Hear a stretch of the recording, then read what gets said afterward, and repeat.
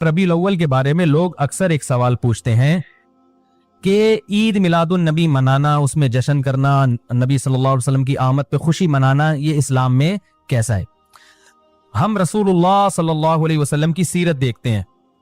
पहली बात तो ये कि 12 रबीउल अव्वल नबी का यौम विलादत है, इस पर कोई सही रिवायत मौजूद नहीं है।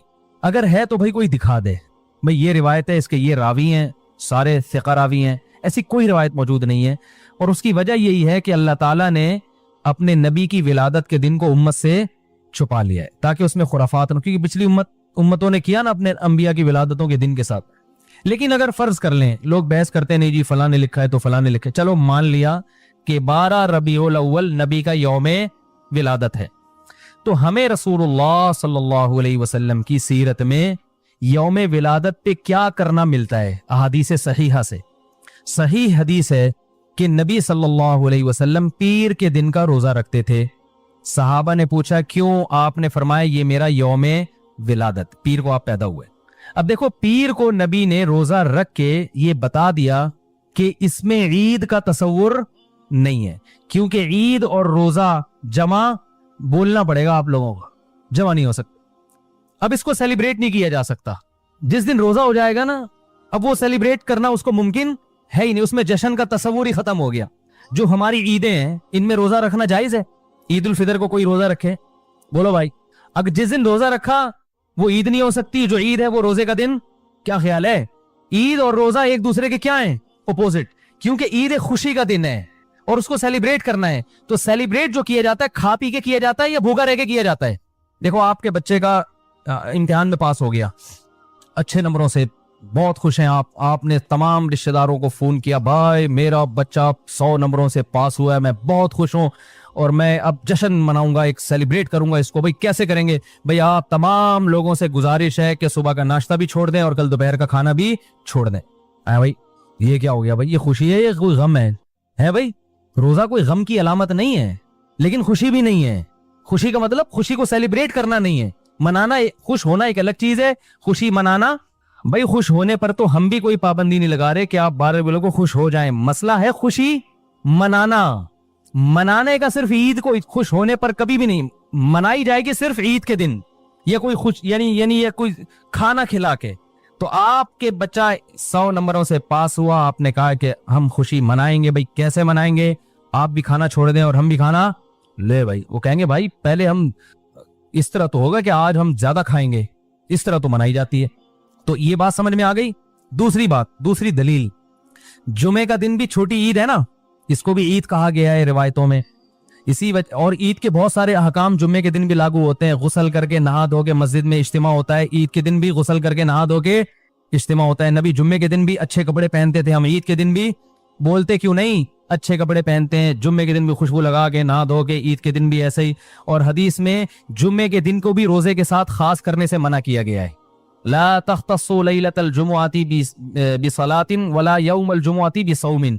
हदीस में आता है जुमे की जो रात है उसको इबादत के साथ खास मत करो और जुमे के दिन को रोजे के साथ खास मत। जुमे को रोजा रखना कोई इजाफी फजीलत नहीं है। वैसे जायज है रोजा रखना कि आपकी छुट्टी जुम्मे को होती है इसलिए रख लिया, तो एक अलग बात है। लेकिन इसको खास फजीलत दे के रखना तो ये मुकम्मल ईद तो नहीं है। इसमें ईद का लुक बहरहाल बोलो भाई है, खुतबा भी है, जैसे ईदैन में खुतबा भी होता है, 2 रकतें हैं, ईदैन में भी 2 रकत, तो लुक है इसमें। अब जरा टेक्निकल पॉइंट को समझिएगा आप लोग। यहूदी सबसे पुरानी कौम है, उनके लिए जो मुकद्दस दिन था वो कौन सा था?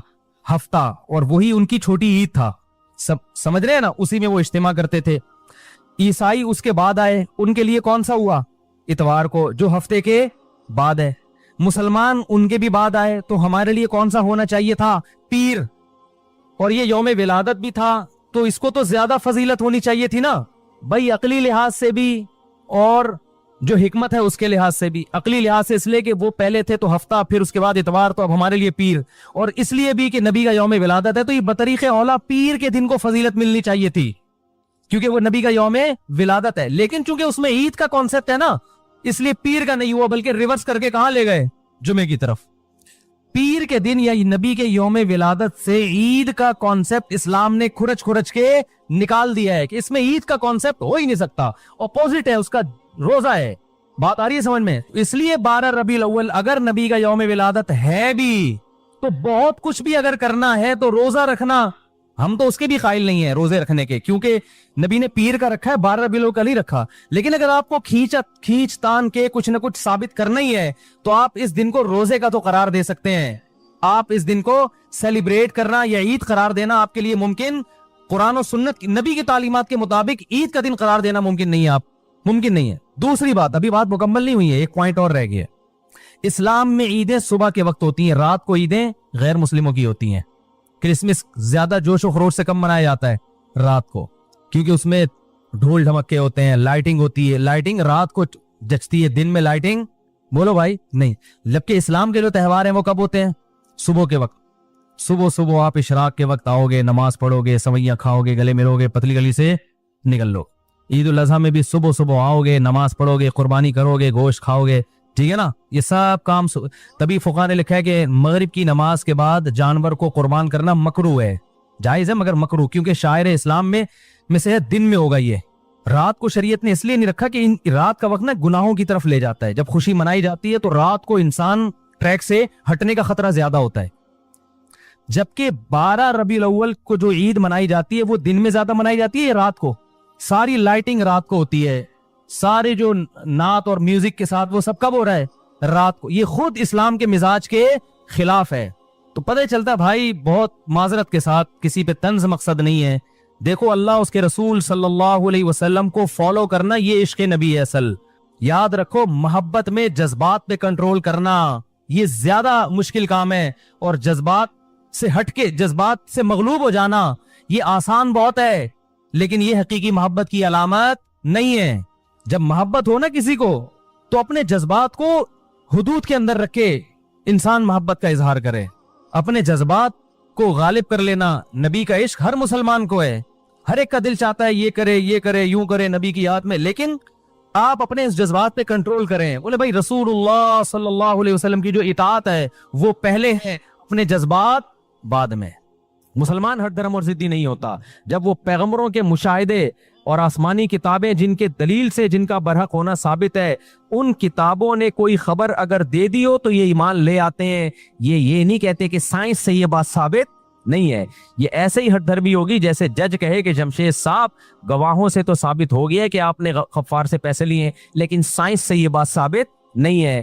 تو غفار کہے گا جج سے کہ میں نے تیرے جیسا ہر دھرم اور ڈھیٹ آدمی دنیا میں دیکھا نہیں ہے، اور ظالم بھی ہے تو اللہ بھی کہتے ہیں کہ ایمان والے غیب پر ایمان لاتے ہیں. تو اس سے مطلق غیب مراد نہیں ہے، وہ غیب جو ہماری نظروں سے چھپا ہوا ہو لیکن اس کے وجود پر پیغمبروں اور آسمانی کتابوں جیسی مضبوط دلیلوں سے ثبوت قائم ہو چکے ہوں. تو میں اس کی ایک مثال دے رہا تھا کہ دیکھو کووڈ میں ہم لوگوں نے جا کے ویکسین لگائی، سب مسلمانوں نے لگائی، کسی نے رائٹ سائڈ پہ کسی نے لیفٹ سائڈ پہ لگائی. تو کیا ہم نے مشاہدہ کیا کہ یہ ویکسین کووڈ کے علاج کے لیے بہترین ہے؟ ہم نے مشاہدہ کیا ہے بھائی؟ کیوں بھائی؟ ہم نے اعتماد کیا کہ یہ ڈاکٹروں کے فیلڈ ہے اور ڈاکٹروں کا مشاہدہ ہے، انہوں نے تجربے کر کے دیکھا ہے.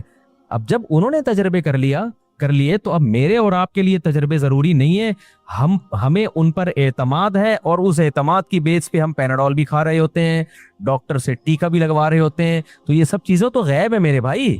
یہ جو بڑے بڑے آج کل ملک میں سائنٹسٹ بنے ہوئے ہیں نا، جو سائنسی نظریات پیش کر رہے ہوتے ہیں اور کہہ رہے ہوتے ہیں یہ انہوں نے کسی نے بھی اپنی لیب میں اس کو مشاہدہ کر کے ثابت نہیں کیا ہوتا، اپنا کسی کا مشاہدہ نہیں ہوتا. یہ ساری ان کی خبریں ہوتی ہیں جو اعتماد کی بیس پہ نقل کر رہے ہوتے ہیں. ڈاکٹروں کے کلپ آ رہے ہوتے ہیں کہ آپ پروٹین لیں گے تو یہ ہوگا، لو کارب ڈائٹ لیں گے تو یہ ہوگا. ڈاکٹر نے تجربے تھوڑی کیے ہوتے ہیں، یہ WHO کی رپورٹیں پڑھ کے ہمارے سامنے شیئر کر رہے ہوتے ہیں. ان کے تجربے ہیں، چوہوں پہ تجربے کیے ہیں. اکثر دواؤں کے تجربے کس پہ ہوتے ہیں؟ بولو نا، چوہوں پہ ہوتے ہیں. تو کیا ان ڈاکٹروں نے تجربے خود کیے ہوتے ہیں؟ تجربہ تو گورے نے کیا ہوتا ہے. گورا اپنا تجربہ صرف ایک ڈاکومنٹ کی شکل میں شیئر کرتا ہے، اس میں وہ چوہا بھی نہیں دکھاتا ہے، چوہے کو کھلاتے ہوئے دوا بھی نہیں دکھا رہا ہوتا ہے. بس وہ بتا رہا ہوتا ہے کہ میں نے 100 چوہوں پہ تجربہ کیا، ان چوہوں کو ہم نے یہ دوا کھلائی، پھر اس کا نتیجے میں یہ رزلٹ سامنے آیا، پھر ہم نے یہ تجربہ پھر انسانوں پہ کیا تو سیم 100 انسانوں پہ بھی وہی رزلٹ سامنے آیا. ہمارے ڈاکٹروں نے نہ وہ چوہے دیکھے، نہ وہ انسان دیکھے، نہ وہ تجربہ دیکھا، انہوں نے صرف رپورٹ دیکھی اور یہ دیکھا کہ یہ کسی آتھینٹک ویب سائٹ پہ رپورٹ آیا ہوئی ہے تو ٹھیک ہے, آتھینٹک ویب سائٹ نہیں ہے تو ٹھیک نہیں ہے. تو آتھینٹیکیشن جو انہوں نے دیکھی وہ ویب سائٹ کی دیکھی ہے کہ یہ کتنی آتھینٹک ہے, اور یقین کیا. تو یہ بھی تو غیب پر ایمان ہے نہیں ہے میرے بھائی. لیکن ایک ڈاکٹر WHO کی رپورٹ شائع ہو رہی ہے اور اس میں بتایا جا رہا ہے کہ اتنے ملکوں کے ڈاکٹروں نے چوہے پہ تجربے کیے, یہ کیا وہ کیا وغیرہ, اس کے بعد یہ رپورٹ مرتب کی, اس پہ